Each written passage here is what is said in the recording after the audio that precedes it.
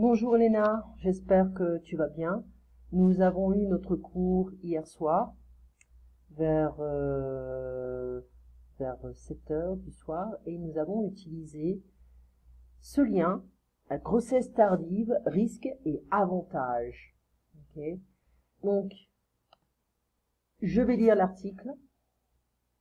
Je vais t'envoyer la transcription avec le vocabulaire le plus important, d'accord? Et voilà, ça arrive, c'est ici. Voilà. Comment se déroule une échographie? Okay. Donc c'est un site qui est quand même intéressant, pas trop technique non plus. Les risques et avantages et les avantages de la grossesse tardive. Okay.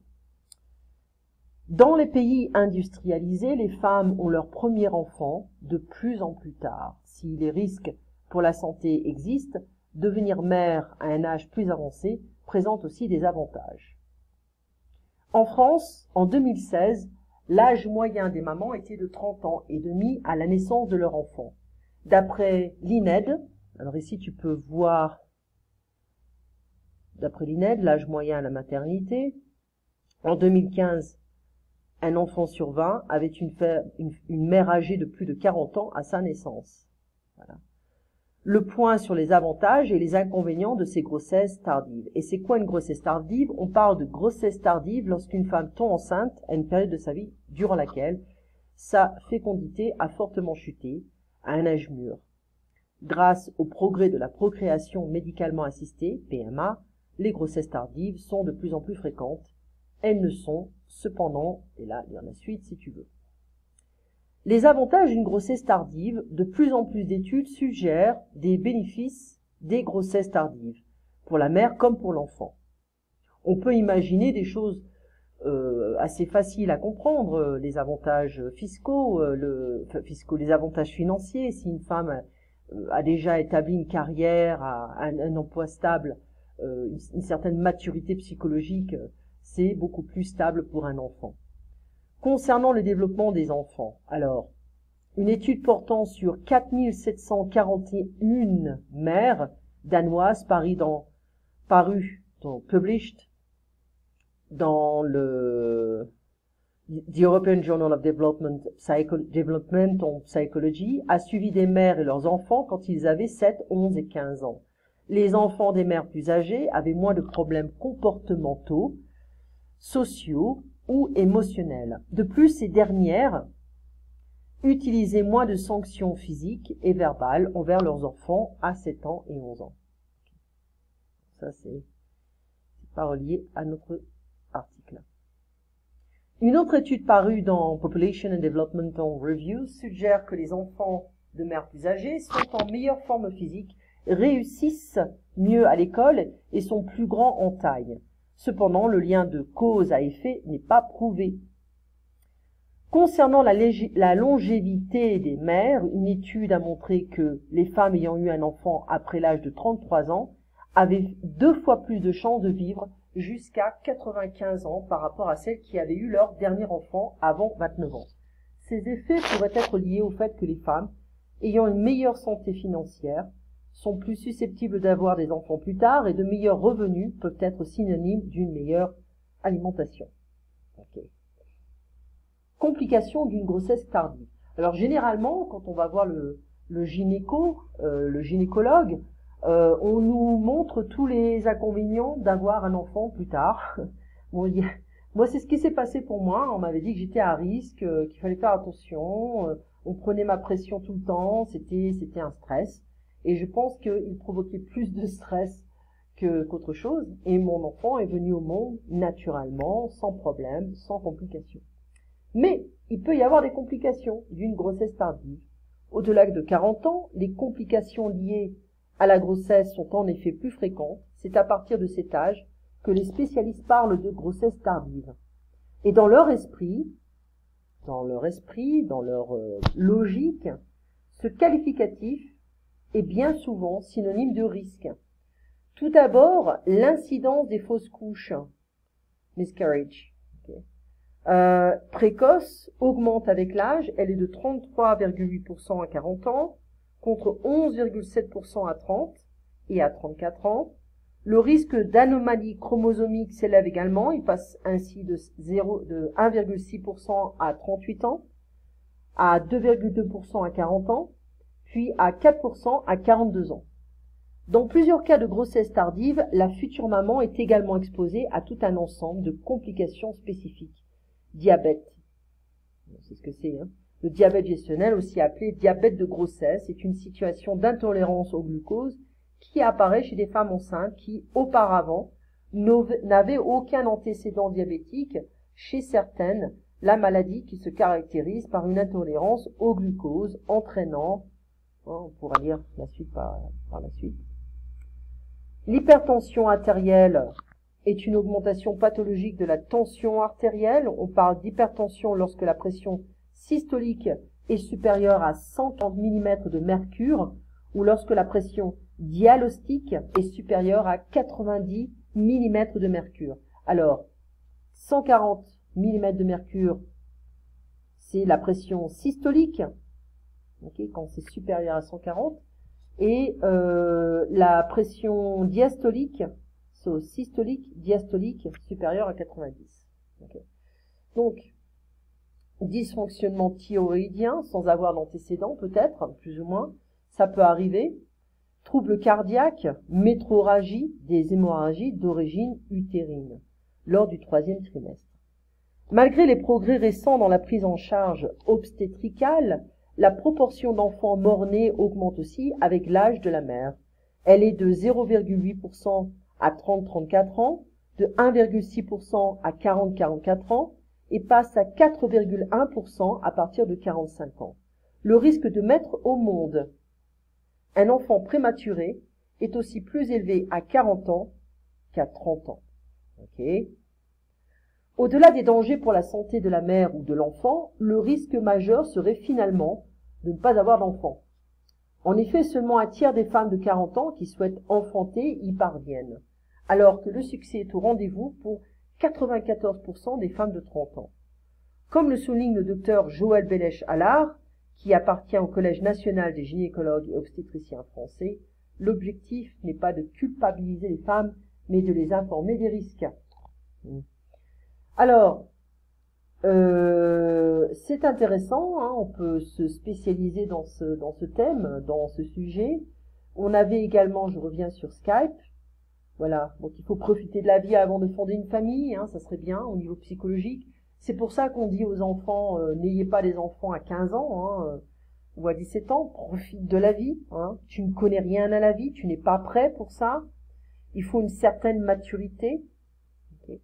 Donc il est paru dans le magazine, blablabla, donc ça vient du verbe paraître. Ça que tu appear somewhere. Une corrélation, donc une corrélation entre deux choses, deux idées. Réussissent, donc ça c'est le verbe réussir qui appartient au 2e groupe, comme les verbes choisir, finir, on a les doubles S. Ensuite, il travaille mieux que lui. Donc c'est vrai qu'on peut avoir des avantages, mais il faut faire attention au niveau physiologique. D'accord. Faire une fausse couche, miscarriage. Le foie, the liver. Donc il faut faire attention aussi à la diète, au régime des femmes qui sont déjà obèses avant la grossesse. Il faut faire attention aux antécédents historiques, que ce soit les antécédents familiaux, les risques, les sensibilités. Il faut faire attention à l'état physique d'une femme, si elle est obèse, diabétique, elle a du cholestérol, elle a des antécédents mentaux aussi, mais bon, ce n'est pas forcément le problème de la médecine. Ils font attention à la physiologie, mais pas forcément à l'aspect psychologique. Les crises d'éclampsie. Okay. Les crises d'éclampsie, il faut faire attention, c'est assez commun, c'est souvent négligé, donc il faut expliquer ce que c'est. Les complications de la pression artérielle chez la femme enceinte, ne pas négliger ce genre de choses, ne négligez pas ça. On a aussi des problèmes d'hyperthyroïdie et hypothyroïdie.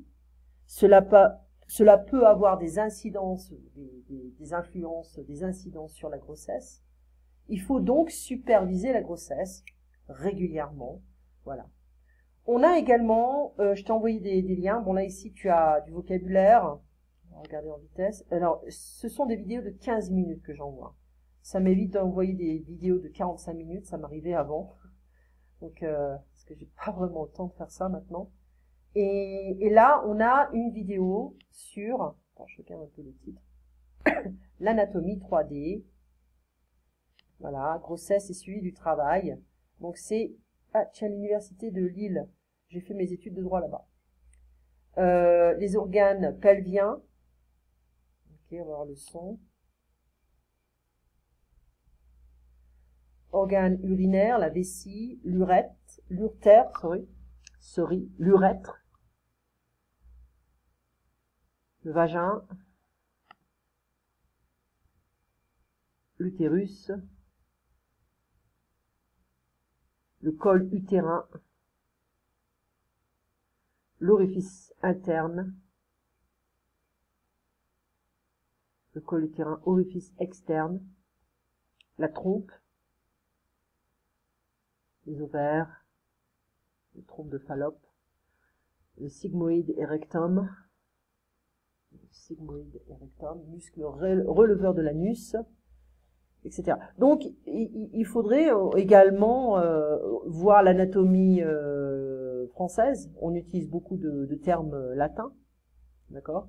Donc ça, c'est une vidéo que tu pourras regarder, mais fais attention au texte que l'on a vu hier. Il faudra lire, revoir un petit peu la prononciation, et puis s'habituer à comprendre rapidement ce genre de texte, d'accord?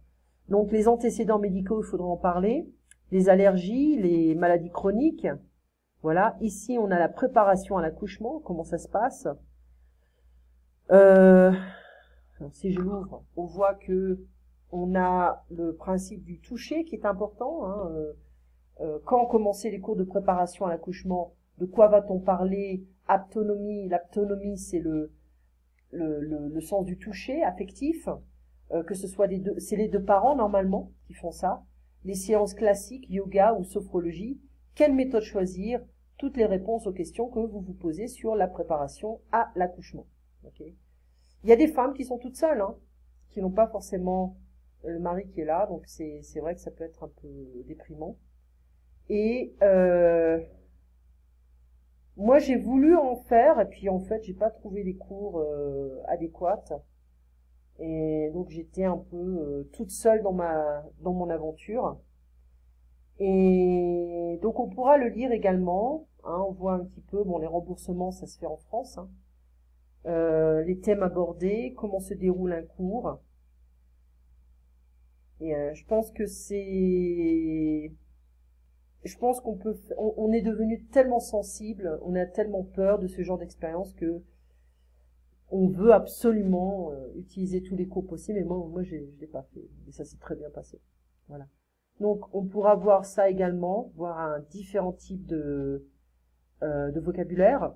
La préparation, on voit des gens il y a aussi des gens qui veulent avoir l'accouchement dans l'eau, l'accouchement à la maison, l'accouchement dans une clinique, à l'hôpital. Donc il y a des choix personnels. Comment ça s'appelle cette femme? C'est que there is like cette femme qui peut venir à la maison pour surveiller la grossesse, mais il y a eu beaucoup de problèmes dans le passé. Donc il faut voir aussi les choix. Donc si une personne veut avoir un accouchement dans l'eau ou à la maison, il faudra aussi voir son point de vue personnel. Est-ce qu'il y a des risques juridiques? Est-ce qu'il y a des risques physiologiques, des complications? En cas d'urgence, que faut-il faire? Donc il faut parler de ça également, voilà, pour la préparation. Donc l'aptonomie, on avait dit, c'est la science de l'affectivité, a pour but d'aider les parents à se lier à leurs enfants à naître et de communiquer avec lui. Par le contact du ventre, les parents communiquent avec leur enfant. Le père est très investi dans cette technique, notamment pour avoir une place de soutien lors de l'accouchement. Voilà.